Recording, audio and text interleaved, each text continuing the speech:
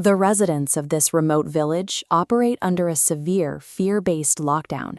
They seal themselves behind heavy doors to survive the aggressive, supernatural ecosystem that takes control of the streets the moment the sun sets. This perimeter is patrolled by active hazards.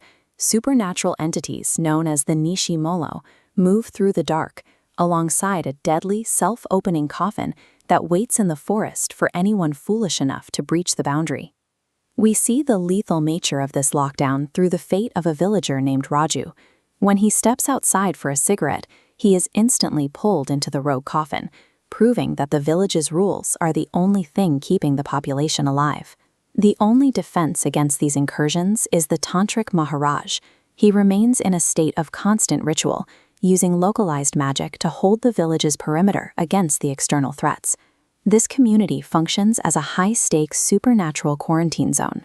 Containment is the only priority. Investigation is a luxury no one here can afford. The two city girls, Meghna and Ishita, are professional infiltrators. They are here to bypass the village's defenses and reach a central vault containing the Mrityunjay Amrit, the elixir of immortality. Their timeline is rigid. They have a single night to extract a sample and escape before the village's supernatural pressure cooker reaches a breaking point. A psychological anomaly disrupts the heist.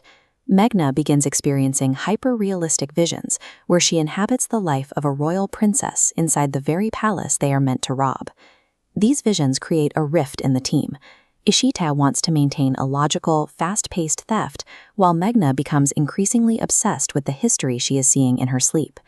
Meghna's refusal to leave suggests she has become something more than a thief. Her detailed visions indicate she possesses the specific knowledge required to navigate the village's most restricted areas. The Tantric Maharaj tries to locate the village's lost artifacts using Divya Drishti, a mystical form of remote viewing.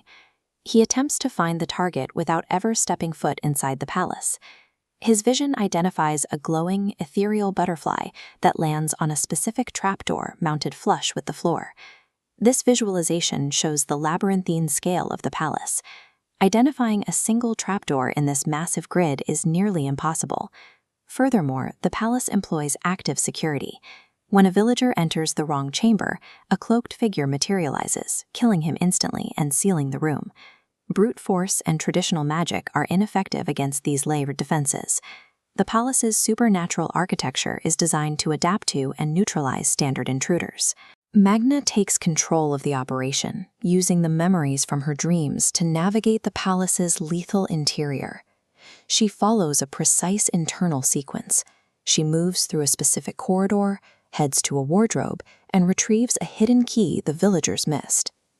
Meghna moves with a level of confidence that the search party lacked. She navigates the shadows as if she has walked these floors for a lifetime.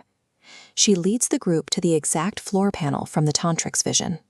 She unlocks it using the key she retrieved, bypassing the security systems without triggering any alarms. The palace's security wasn't bypassed by force, but by memory. The lock didn't fail, it simply recognized Meghna as the person it was designed to let in. Inside the underground vault, the team finds the Biranpur Puran, an ancient book of secrets sealed in a glass box. This is the true target, rather than the elixir they originally sought. The moment Meghna lifts the book from its pedestal, the vault's final failsafe activates, echoing a mechanical roar through the chamber. A biological trap floods the area.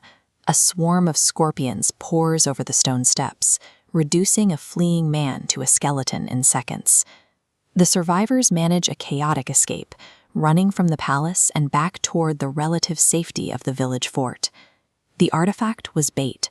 The palace security allowed the book to be found, only to trigger a devastating self-destruct mechanism once it was removed. The heist is a success in the physical sense. They have the book.